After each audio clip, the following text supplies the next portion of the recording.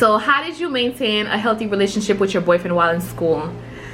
Girl, while I was in dental hygiene school, my boyfriend and I, it's like our relationship got put to the test. My relationship with a lot of people got put to the test when I was in dental hygiene school. You know, they would tell me you're gonna lose your friends, you're gonna lose people that were close and dear to you. I was like, it's a lie. Girl, I wish it was. Because you are going to be so busy with your work and stuff, and you're going to be so under stress that your relationship with people are going to be affected by that. And if they're not supportive to you, and if they can't understand what you're going through to be there and support you, your relationship with them will get compromised. So my boyfriend was supportive towards me when I was in dental hygiene school, and I thank God. And you know, that's why we're still together till this day, because if not, he would have been to the left. Because when I was in dental hygiene school, he made me feel like, hey, I got you. Like, you know, I understand if you can't go out with me this weekend. I understand if we can't do date night tonight. You know, when I needed patients in school, he helped me out. So if you have a relationship with somebody and you're going to the dental hygiene program, you need to let them know what they should expect.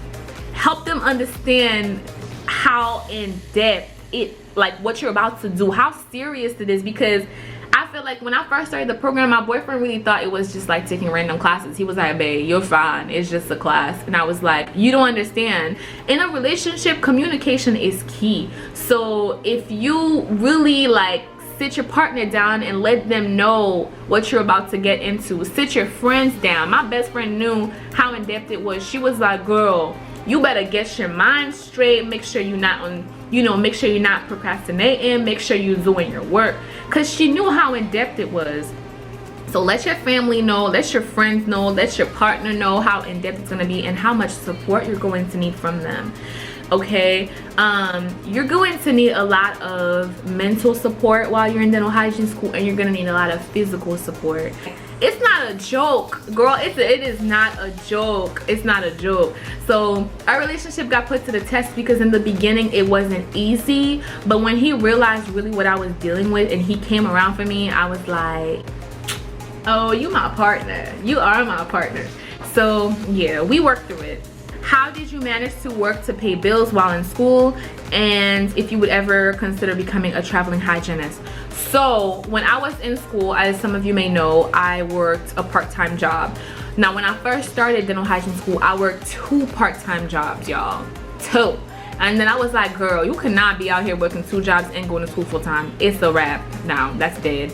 So I went and quit one, and then I stayed with the other job. I worked part-time. And yeah, because okay, so I would work probably like 3 days a week, and I might pick up an extra day if I don't have a lot of work going on, but I would tell them that my set schedule is not going to be more than 3 days.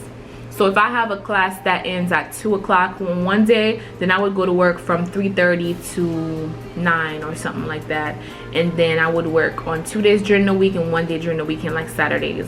But I always give myself like Sundays to study for the week and do my work. And a few of us in the class actually had, I mean, we worked, but if you don't have to work, you got somebody paying your bills, then don't do it, you know. But of course I had to pay my bills, and I had my mom for support. Mainly my mom was my main support, because that job wasn't helping with much, you know. That paycheck helped with probably like phone bill and car note and car insurance, but when it came to rent and stuff, I was living with my mom, so that helped a lot, you know what I'm saying? Like, I consider temping, you know, I consider temping. In my first interview, I did temp, and I did consider temping, but when I got hired at my first job, I really liked it, and I don't know, I thought I really wanted something that was more permanent. So what I'm gonna talk about right now is, it's not really a specific question, but I have seen multiple questions about it, like whether on my comments or DMs. So basically, there are a few people with concern about just finding a job with a lot of benefits, or if they do have a full-time job in hygiene, will they have benefits? You know, will they find a job easily? Because they say that sometimes you don't find job easily in hygiene, and if you do, you'll find a part-time instead of a full-time job. And what I say about this is that from what, because I can only tell you guys things that I know about and what I've heard from my classmates. 95% of students in my class have a full-time or some type of job right now, and they got their first job within the first 2 months of graduating dental hygiene school. As far as I know, anywhere that you go, you will find a job in dental hygiene.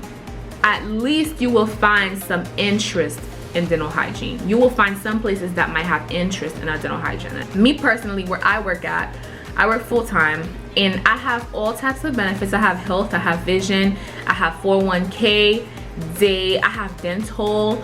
So my advice is that wherever you get hired at, make sure that they are offering benefits. You will find a job that it's paying you really good, but you don't have a single benefit. Or you'll find a job that is paying you okay, like you could get better, you could get a better pay, but you have really great benefits and you have, you know, paid time off. I have paid time off as well. You gotta find what works for you. Don't settle. Like, just because you get offered the first job, keep searching. My advice is to weigh out your options, you know. Apply to different jobs. Put your applications, you can put your applications to 10 offices, girl. So do a working interview, do a face-to-face interview. It's like, think of it this way, like they need you, you know, they need you, and you have the right to expect certain things. It's your career, it's your job. You need to pay your bills and you need to make a living out of this. So, you know, look for what you want to do and look for what's gonna work best for you. Even try temping. Honestly, like, I heard that temping pay is really good out here, girl. Okay. And then other, you know, negative stuff I've heard about hygiene is that it gets repetitive and this and that. Well, you know, most jobs that you do, most careers you're embarking in, you pretty much have a routine. So it's pretty much almost the same thing every day. Some jobs are more interesting than others. To me, hygiene is interesting. You want to know why? And here's what I say. Every single patient that sit in my chair, they're different. They have a different story. They bring a different mood to my day. And you know what I'm saying? Like, they leave feeling a certain way. Every single patient is different every single day. If I tell you every day is the same, that's a lie. Okay? I be coming home and I'm like, today was a day. And I be coming home like, today was a day. And if you feel like if you feel like as a hygienist you don't like the fact that you're clinical, like you don't want to be trapped in an operatory with patients, there's more opportunity. You can do marketing, like, you know, people that market for Colgate and Crest and go around offices and sell brands and talk about a product. You can teach hygiene, you can be an instructor, you can be a community hygienist, like you can be a leader and go out in the community and educate. There is a lot of opportunity for hygiene. Me personally, I want to do the whole clinical side of it now. Maybe down the line I can change my mind, who knows. All right, you guys, so that was all the questions that I had planned to answer for this Q&A today. I probably will have a part 2 coming up to this Q&A and answer more questions. Most importantly, don't forget to subscribe. Like, what is you doing, girl? Subscribe. Okay, thank you for watching this video. Thanks for rocking with me, and I will see you next time. Mwah.